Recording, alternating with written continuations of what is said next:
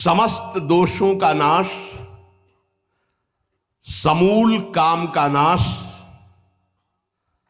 समस्त संबंध विच्छेद, एकमात्र भगवान का आश्रय लेकर भजन करने से हो जाते हैं।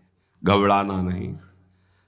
प्रार्थना है अपनी तरफ से, 1000 बार फिसल जाए तो 1001 बार भी हिम्मत रखें, पड़े ना रहें। आखिरी श्वास तक हम बाजी जीतने की कोशिश करेंगे, क्योंकि ये खिलाड़ी किसी और के नहीं, हरि के ही हैं। ये काम क्रोध लोभ मोह मद मत्सर किसी और की सामर्थ्य से सामर्थ्यवान नहीं, मेरे स्वामी की ही सामर्थ्य से सामर्थ्यवान है। जिस दिन हमारा अहम धूल धूसरित हो जाएगा तो 1000 के बाद भी हम उन पर विजय प्राप्त कर लेंगे। इसलिए किसी भी स्थिति में कोई भी उपासक निराश तो होवे ना।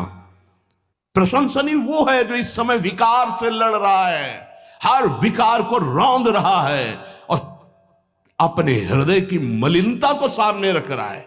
कौन है हृदय की मलिनता को रखता है? प्रशंसनीय वो है इस समय जो अपने जीवन को संभाल ले। भगवान की असीम कृपा है उन उपासकों पर जो यौवन अवस्था को पवित्र करके चला रहे हैं।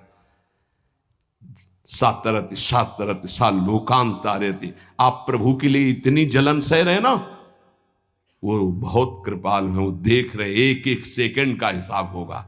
आप लोग ऐसा ना समझे कि आप जो कष्ट सह रहे हैं, आप जो जल रहे हैं, आप जो बेगों को सह रहे हैं, तो इसका कोई परिणाम नहीं। भगवान बिक जाएंगे, ध्यान रखना। वो देख रहे हैं, उनके लिए तुम सह रहे हो, उनके लिए सह रहे हो। समस्त विषयों का आक्रमण साधकों के हृदय में, तो क्या जाने विषय पुरुष, जो मन आया सो खा लिया, जो मन आया देख लिया, जो मन आया भोग लिया, जो मन आया सूंघ लिया। चलो एक साइड में आके देखो, तब तुम्हें पता चलेगा। इसलिए हमारी प्रार्थना मानना, कभी भी किसी भी स्थिति में उदास निराश और कदम पीछे मत हटाना। आखिरी श्वास तक योद्धा दुश्मन को परास्त करके विजय श्री की आशा रखता है। और हमारी आशा इसलिए पूरी होगी कि हमारे साथ प्रियालाल है। नागरी दासी जन्म जितायो, बलिहारी बलिहारी। ये क्या जाने, ये तो जरा सा छींक दोगे तो तैयार हो जाएंगे हो हल्ला मचाने में। ये साधना जानते हैं क्या? ये चढ़ाई चढ़े हैं क्या? कि फिसलने वाला कितना मेहनती होता है, जो चढ़ के जाना चाहता है फिसल रहा है, उसे कौन जानता है। इसीलिए बड़े बड़े महापुरुष इस बात को, साधकों को प्रोत्साहन देते रहते। विषयी जी थोड़ी जानते, विषयी जी तो जरा सी बात हुई ना तो तोप बना करके, वो अपना रजिस्टर देखो पूरा काला, कभी नहीं वो देखेंगे लौट के। हाँ, एक बिंदु अगर कहीं छिट्टी आ गई है ना तो हो हल्ला मचा देंगे। साधक ऐसा, साधक है। 1000 बार परास्त होने पर भी हमारा वो उदासीपन नहीं आना चाहिए, निराश नहीं होना चाहिए। चूक गए, इस बार भी चूक गए, आगे बढ़ेंगे, रौंदेंगे हम हरिनाम के बल से। हरस हरिनाम जपत जय। निराशा नहीं आनी चाहिए अंतिम श्वास तक, क्योंकि युद्ध किसी साधारण से नहीं हो रहा। भगवान की शक्ति से संपन्न ये षड विकार हैं, कोई छोटे मोटे। भगवान के पुत्र बने जाकर कृष्णावतार में प्रद्युम्न कौन है? कामावतार, साक्षात काम प्रद्युम्न के रूप में अवतरित हो, भगवान के पुत्र रूप में। ये भगवत शक्तियों से संपन्न है। तो भक्त के ऊपर क्यों आक्रमण करते हैं? उसके अहंकार का नाश करने के लिए, शरणागति पुष्ट करने के लिए। ये अनुभव की बात कह रहा हूं। शरणागति में जहां कच्चाई होती तो वीर योद्धा घेरते हैं आसपास, तो हमारा मन भागता है प्रभु की शरण। त्राहिमाम, तो कहते आओ, हम ही ने तो लगाया है इनको।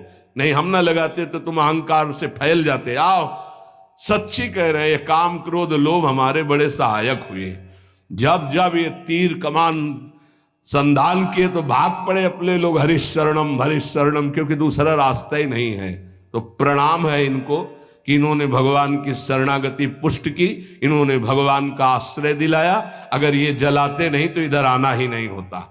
और ये भगवत शक्ति से संपन्न बच सकता है तो भगवत शक्ति संपन्न ही बच सकता है, दूसरे की सामर्थ्य नहीं। 1000 बार यदि हारेंगे तो हमारे अंदर कहीं अहंकार है, इसलिए नहीं। अहंकार रहित पर इनका कहीं किसी भी तरह का प्रभाव नहीं होता। तो अहंकार रहित करने के लिए भगवान इशारा कर देते। देखो प्रश्न करके, तो क्या भगवान भ्रष्ट कराते हैं? वो कहते हैं नामे भक्ता प्रणश्यति, किसी भी स्थिति में मेरे भक्त का नाश नहीं होता। उपासक कामना के वशीभूत होने के कारण इस प्रेम का परिचय नहीं प्राप्त कर पाता, ना चाहते हुए भी ये काम पापाचरण करा ही देता है। अर्जुन ने प्रश्न किया था, ये कौन है जो ना चाहने पर भी बलात् जबरदस्ती पाप करा देता है? तो भगवान ने कहा, वो काम है, वो क्रोध है। ये रजोगुण से प्रकट होता है, राग से, और ये महापापी है, अर्थात महापाप कराने वाला है, महाशनो। ये कभी तृप्त नहीं होने वाला, चाहे जितना भोग लो। ना चाहने वाली बात ऊपरी है और चाहने वाली बात हृदय की है। संसार शरीरों में भोगने से सुख मिलता है, अंदर बैठा है, और ऊपर से हम कहते हैं कि हम नहीं चाहते थे पर ऐसा हो गया। नहीं, अगर ये बात अंदर बैठ जाए कि हमें नहीं चाहिए ये झूठे सुख, तो फिर कोई परास्त नहीं कर सकता। तो बोले जानकारी होने पर भी प्रयोग क्यों नहीं हो पाता? वस्तु, व्यक्ति, क्रिया, स्थान, इससे जो हम सुख चाहते हैं उसे काम कहते हैं। किसी शरीर से, किसी वस्तु से, किसी पद से।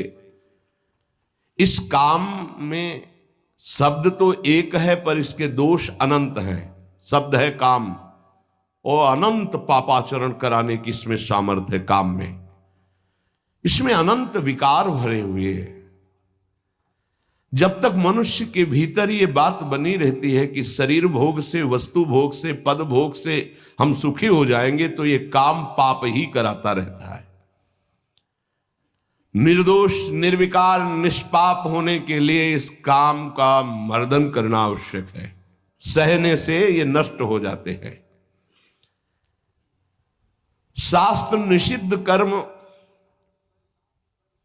ये काम ही कराता, प्रारब्ध नहीं कराता। प्रारब्ध से शास्त्र निषिद्ध कर्म जो किए उनका फल आता है सुख दुख। अगर शास्त्र प्रतिपादित है तो सुखद आएगा, शास्त्र विरुद्ध है तो दुख आएगा। लेकिन ये जो हमसे पाप करा रहा है, ये कोई प्रारब्ध नहीं करा रहा, कोई काल नहीं करा रहा, कोई ईश्वर नहीं करा रहा।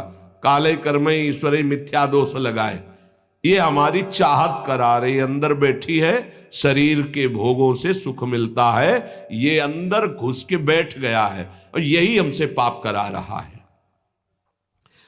तो जब जानकारी हो गई तो फिर पाप क्यों हो रहे हैं?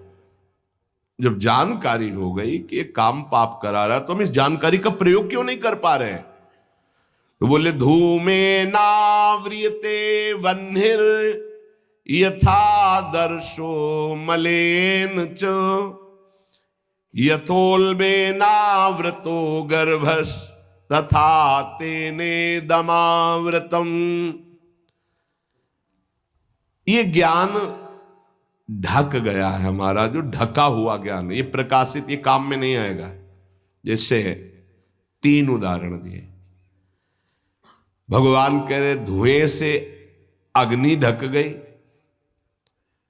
मैल से दर्पण ढक गया,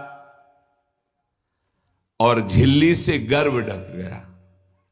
अब झिल्ली के अंदर बच्चा है कि बच्ची पता नहीं चलेगा।